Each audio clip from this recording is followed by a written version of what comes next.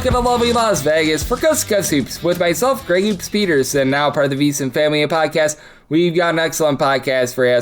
We're going to be joined in segment number 2 by one of our good friends, Max Barr. He does such great work over at Southeastern 16, looking at this great game that we all know and love of college basketball. We have to chat it up with him about what we're all seeing with the madness of these rosters. We are seeing a lot of guys now getting picked up by these teams that were a part of the fifth year of eligibility wave. All these court cases are coming through, and in segment number 1, we do have to address that. One of the court cases out there in Georgia, it did get finalized, and shock, surprise, surprise, the NCAA lost another court case. Where did we see that coming? So we're going to be talking about that with Max and so much more, obviously taking a look at the SEC with him as well. And then here in segment number 1, we are going to recap the fact that the Georgia case went to the players. Again, shock, surprise, surprise there. And additionally, we're going to be taking a look at some of these guys that have entered in the transfer portal, some of these guys that have already been signed as well. And if you do have a question, comment, segment idea, what have you for this podcast, you have one of 2 ways to be able to fire those in. First one is my Twitter/X timeline at gunit_81. Keep in mind, Lars EM,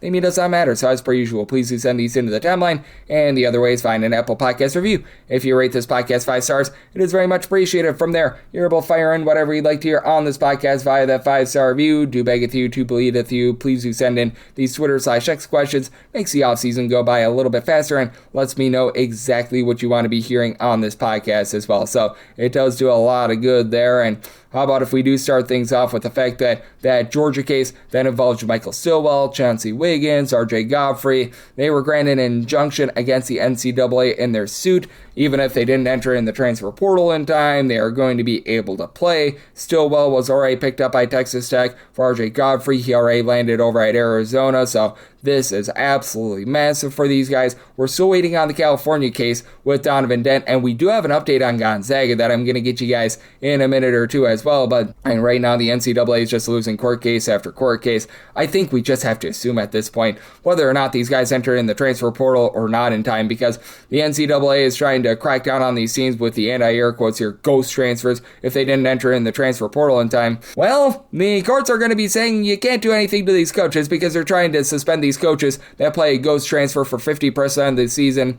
I think that holds about as much weight as a wet paper bag. They're just going to cut right through it. So that's not looking great right now for the NCAA, but all those guys are going to be eligible. All those guys are good to go, and that's very much to be expected in my opinion. As I always say on this podcast, you're probably going to get sick of this saying, but I'll say it again. The NCAA at this point, the Washington Generals of the court system. And right now we do have question mark with Donovan Dent because he did not enter in the transfer portal in time. He is a part of that California lawsuit. We're still waiting to see how that's going to be wrapping up. But for the Gonzaga, they do sign a little bit of an insurance policy on Wednesday. Javan Bennett, he was over at Dayton last year. He was a solid player for Dayton, began his career over at Merrimack for Dayton last season. He supplied that team with 15.5 points, was about a 35% three-point shooter, shot 90% at the free throw line, 3 assists per contest. He now lands over at Gonzaga. Is this a downgrade for Mario Saint-Cyr, who decided that he was going to be playing overseas? Absolutely. And is he Donovan Dent?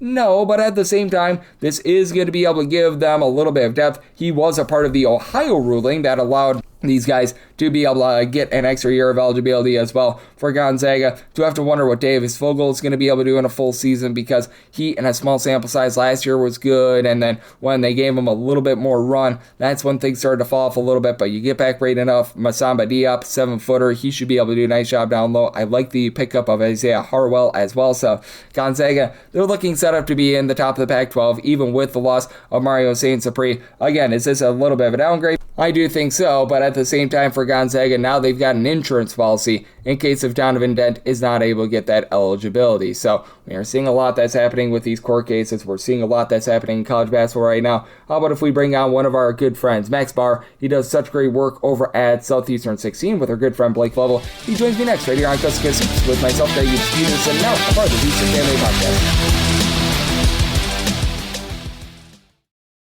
Side edge this college basketball season? Well, VSiN experts use CBB Analytics, the most comprehensive college basketball analytics platform in the world. See injury impact, on and off data, clutch time performance metrics, first versus second half splits, and so much more. Utilize the promo code of VSiN, that is VSIN, to get $30 off and find your betting edge over at cbbanalytics.com. That is cbbanalytics, all one word.com. For anyone that is new to VSiN, well, I wish you a friendly hello. This is an attention to anyone that is new to VSiN because you're able to get some free stuff with our daily newsletter. It's a great way to catch up on everything that's happening in the sports betting world. It's delivered straight to your inbox every single morning. VSiN's newsletter offers picks, data, strategies for the day's betting menu, and so much more. Sign up for free today over at VSiN.com/newsletter. That's VSIN.com/newsletter, and start receiving your free newsletter tomorrow morning. That is VSIN.com/newsletter. Stay ahead of the game and bet smarter with VSiN.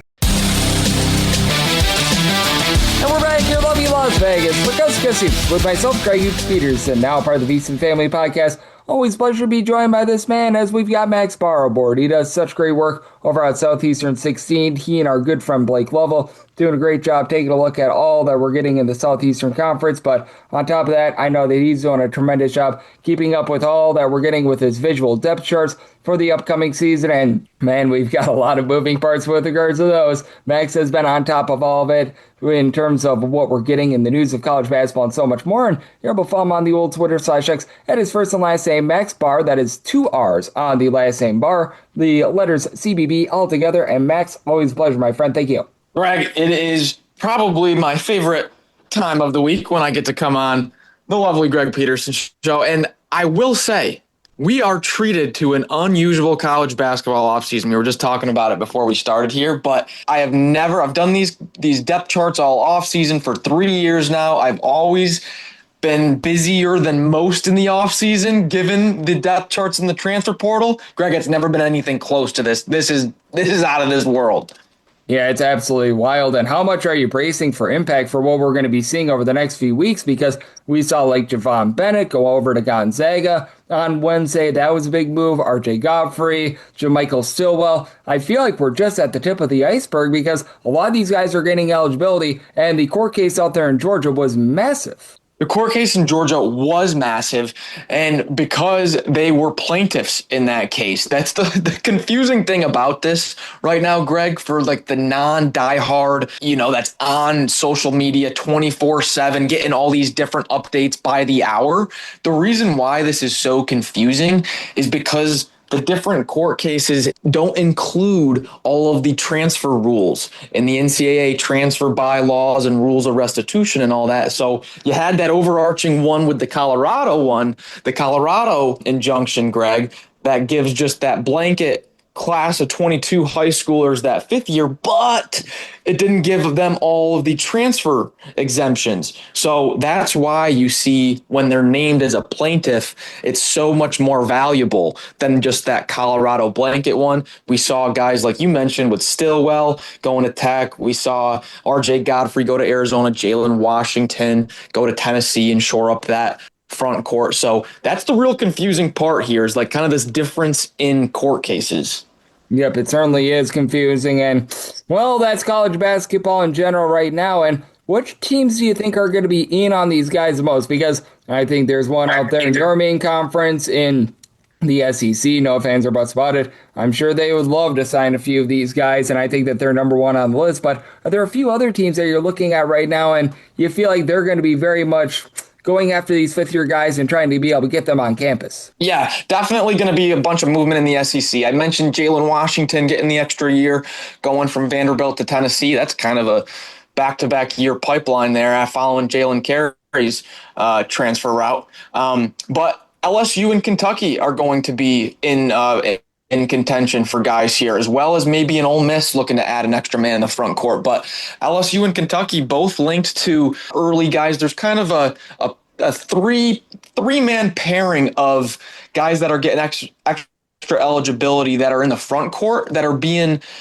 kind of linked to the same type of schools when it's kind of BYU, LSU, Kentucky, some of these teams with a little bit more money that maybe haven't nailed the early portion of the portal out of the park. And they're looking at guys like Mark Mitchell, potentially a Jackson Kohler, potentially a Keyshawn Hall, kind of guys in between that 6'7" to 6'9" kind of power forward range. There's definitely going to be some movement in the SEC. Absolutely. And I've been noticing a lot of these teams have been going after the big men as well. And I'm not sure how you take a look at things, but I do think that the big men are the guys that are going to be able to make the bigger impact because like someone like a Javan Bennett, for example, that's big for Gonzaga. You lose Mario Saint-Sapri, but I think it's going to be a little bit more difficult for him to make an impact at Gonzaga than say like a Duke Brennan, wherever he ends up going as a big man. Yeah, definitely. And this is the age of the big man in college basketball. So you combine these two things, Greg, like we see sometimes these in the past few years where the portal hasn't been as crazy as it is this year, but we see guys that wait in the portal get very big paychecks later on just because of scarcity. There's not as many big guys. And so combine that. There's not as many big men. Plus what Michigan and Florida and teams like Tennessee and Arizona did to college basketball last year with the platoon squad of 3, 4, sometimes even 5 quality big men on the roster. Combine that too. So teams are trying to add more and more big guys. The big guy has never been more expensive. And now you get this second wave that some teams are going to be able to take advantage of, almost by luck, to be honest. And then some teams are just not able to take advantage of this. It's really an unprecedented time in a college basketball offseason, Greg, where you have some complete squads that maybe they do have good guys, but now they're kind of just out of luck. They don't have the money or roster spots for any of these new eligibility guys. Yep, it is going to be so interesting to take a look at what we get out of some of these guys moving forward, as we do have our good friend Max Barr. He does such great work over at Southeastern 16. He's joining me right here on Coast to Coast Hoops, and no doubt about it, I think that it's going to be interesting to see what we get out of so many of these teams moving forward. And in terms of moves that we've already seen, in terms of some of these fifth-year guys like MJ Collins heading on over to Cincinnati, I thought was big. Michael Stilwell last week, no doubt about it, that was massive as well. Which ones do you think have the biggest impact right away? Because no doubt Gonzaga needed someone in Javan Bennett, but I still think that Donovan Dent is going to be their ultimate prize. I felt like that was a little bit more of an insurance move. And then I just take a look at, again, going back to Cincinnati, I think that one might be the biggest one on the board for me thus far. Yeah, the Cincinnati one is really big because of like the team need. You were looking at Tylen Riley playing next to maybe Miles Colvin down at the 2, maybe a senior transfer Travion Carson, who at 6'3" rebounds like he's 6'8". You got Mahaffey in there from Akron. There was really a lot of question marks. A Kai Fleming transfer as well, ACC. There was a lot of question marks next to Riley. And so MJ Collins fills a huge hole. I think you mentioned the other one that I would say probably as of right now, just in terms of extra eligibility guys that are making a huge impact, gotta be JaMychal Stillwell at Texas Tech, given the JT Toppin injury situation and just kind of how this offseason has just slow rolled for Grant McCaslin. Really has only had about half a lineup, honestly comparable to the LSU, just, a number of players on the roster in terms of only about 8 or 9 guys for a while now, and they get JaMychal Stillwell, a 6'8" proven power 5 big. I thought that one was massive. Yep, I think so as well. And I do think that moving forward, it is going to be interesting to see how things are going to be maneuvering. And how much are you taking a look at the California case coming up? Because he mentioned it with Kaler, he's in there. Braden Carrington, I know that there's some linking that he might be going to Wisconsin. Donovan Dent, I think that might be the biggest one. And with everything that we saw in Georgia on Wednesday, I think that it's leading towards these players all becoming eligible. And I don't know if the NCAA is going to win a single one of these court cases because, well, I can't remember the last time they won any sort of a court case. And that is the exact playbook. That's the battle we have right now, basically. What we have is these individual court cases with these list of plaintiffs that are going to get exempted from the transfer rules, and so then therefore granted eligibility. The NCAA knows we are just absolutely toast in court. We're going to lose every time. Kevin Sweeney had a nice, well, not nice, but he had an interesting article, interesting take on his Sports Illustrated, where the NCAA was threatening sanctions to teams that play a transfer that transferred outside of the ghost transfers. The ghost transfers, right? And so now we have the NCAA and the courts basically playing a game of cat and mouse, trying to muddy the waters. And guys like you and I, who are trying to tell everybody what's going on a day-to-day basis, are in no man's land. We have no clue what's going on here. Yeah, I mean, it's absolutely wild what we've been seeing with those. And I'm not sure about you, but I don't think that the NCAA is going to be able to do anything whatsoever with those coaches, with regards to ghost transfers, what have you. I know that they're trying to say that everyone had to be entered in the transfer portal, but right now the courts are saying something completely different. It's the Wild West out here, and until some higher power takes a charge here, until there's massive changes at the top, I don't see how the NCAA wins any of these court cases. Yep, I can't either. And I do think that all these teams are going to be in the clear. I think that they're all going to be good to go. And we've talked about some of the guys already. We've talked about a few of the teams. But is there something that you're looking at the next week or two that is really catching your attention? Because obviously I do think that the California case is going to be big. But are there a few teams, are there a few players in particular that you really think could be game changers moving forward? Particularly in the SEC, I think the team to watch is LSU, because if you look at, I think LSU has a lot of money to play with. You look at their lineup right now, they have about 7 guys taking up money, Greg. Austin Nunez, graduate transfer from a really poor UTSA team, and then a Jordan Bender freshman who is not really going to play much. You really only have 7 players taking up NIL right now. You have half of an NIL budget to play with here for LSU, with a lot of good players about to enter the market. And that's why you already saw LSU linked to like a Mark Mitchell, to a Keyshawn Hall, So any of these big names coming from an SEC standpoint, just watch out for Will Wade, because they've got about half a roster to fill still. Yep, and with Will Wade, he rolled the dice on guys like Madar and company. We have yet to see if RJ Lewis is going to get eligibility. I am thinking that he is not going to, so that's going to be another roster spot that's going to be open. So right there with you. And Max, I know you're doing such a great job taking charge, take a look at everything that we're getting in college basketball. It feels like we get new pieces of news darn near every single minute, and you're on top of it also. Love to get people at home know what's on tap for you and how people are able to follow along on social media and other platforms. Yeah, Greg, always love coming on. Like you mentioned at the opening, Max Barr CBB on Twitter is where you can find my pinned depth chart graphics. It has been an absolute roller coaster, the most fun offseason we've had yet. And Greg, it seems like we're actually not slowing down, but speeding up. So stay tuned. Yeah, but we certainly are. That's the way that things are going in college basketball right now. It's been good, clean family fun, to say the least. And our good friend Max, he's doing an excellent job taking a look at this wonderful sport. So a big thanks to Max for joining me on Coast to Coast Hoops, now part of the VSiN family of podcasts. And if you do like hearing from this fine podcast, Coast to Coast Hoops, you're able to subscribe wherever your podcasts, Apple Podcasts, Google Play, Spotify, Stitcher, and TuneIn. If you have a question, comment, segment idea, what have you for this podcast, you have one of 2 ways we'll fire those in. First one is my Twitter/X timeline at GUnit_81. Keep in mind, Larry ZM, they mean does not matter, so as per usual, please do send these into the timeline. The other way is via an Apple Podcast review. If you rate this podcast 5 stars, it is very much appreciated. From there, you're able to fire in whatever you'd like to hear on this podcast via that 5-star review, and I'm with you guys every single day on this podcast. The conference preview podcasts are going to be continuing as well. I'll get you guys the OVC a little bit later on in the week. I'll probably be doing the NEC next week as well, so those are ones that you need to be on the lookout for. I'm trying to do